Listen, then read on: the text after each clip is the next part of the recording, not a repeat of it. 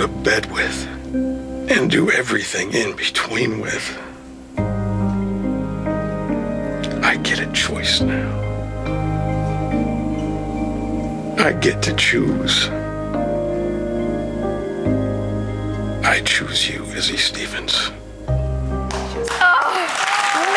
of fans were heartbroken when Denny Duquette died on Grey's Anatomy, but actor Jeffrey Dean Morgan has found a whole new life and is on his way to becoming one of Hollywood's hottest leading men. Please welcome Jeffrey Dean Morgan.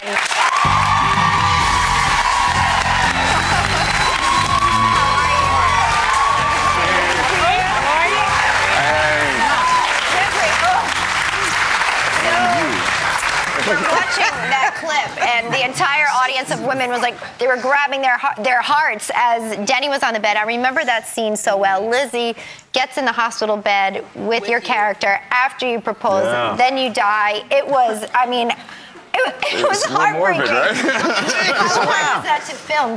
What was that like for you? Laying in bed being dead part? Yeah, that. She was crying all over. She was sobbing. Yeah, she was crying. But it was like a 5-minute scene that she's got, and I just remember the director saying, "We can see your carotid artery." I'm like, well, it's really, you can hold your breath for little pieces of the moment, but I can't stop my pulse, so.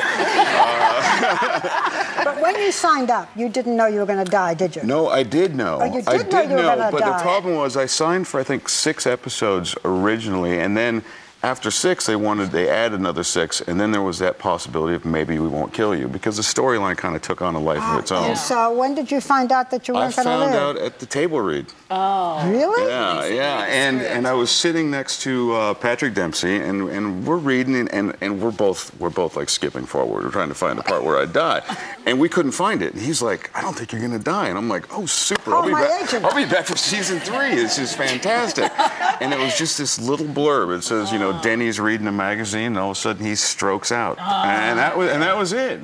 Did you then say to the writers, "But everybody loves me"? Oh yeah. You know, right? And they said, And they said what? Too bad. They said you're done. Yeah, that's it.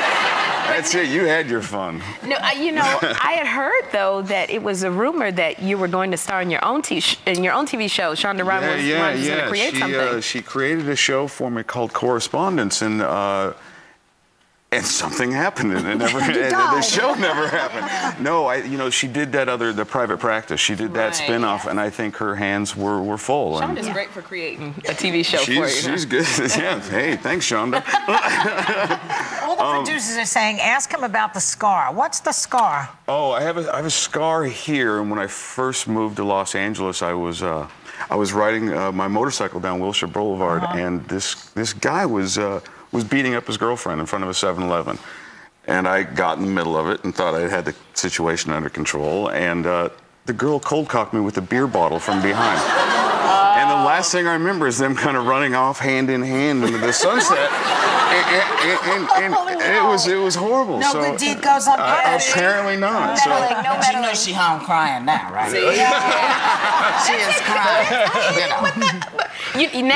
You are starring. Good things are happening for you. You are starring in a movie with Uma Thurman called The Accidental Husband, which is coming out this August. Can you tell us a little bit about it? Well, Uma plays a radio, like a love therapist, like a love guru, and she kind of screws up my upcoming nuptials, and so I decided to take revenge on her. Absolutely. And in the course of doing that, I may fall in love with her. We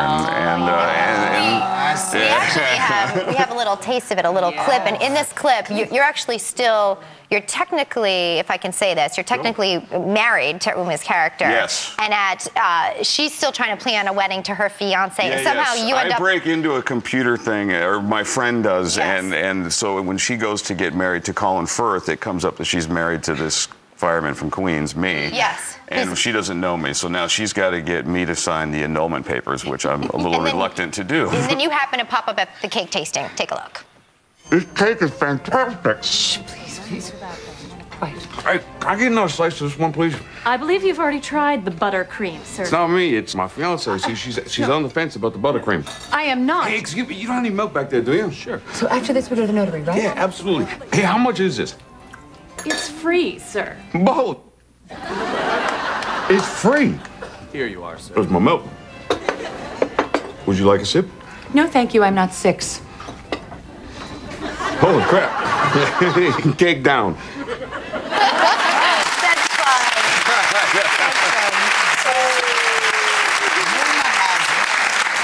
Rumor has it that you stayed with some firemen, learned some fireman thing, and tell me, the New York Fire Department we know are you know the greatest guys in the world and real heroes. But they have a soccer team that I hung out with, and some guys that weren't on the soccer team. My research really consisted of drinking beer in a pub with the men of the fire department, but.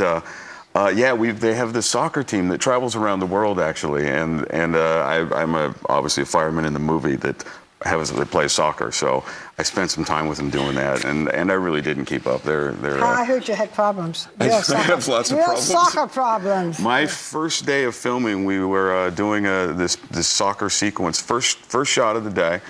First shot of the movie, and I ripped my hamstring, and I was black and blue from my heel to my ass, you know.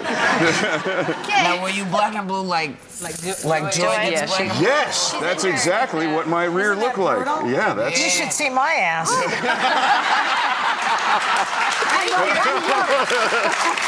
Thank you so much for coming. We just love you because you are such a man's man. That's what we just love about you. Thank you for having me. And The Accidental Husband opens nationwide August 22nd. We'll be right back.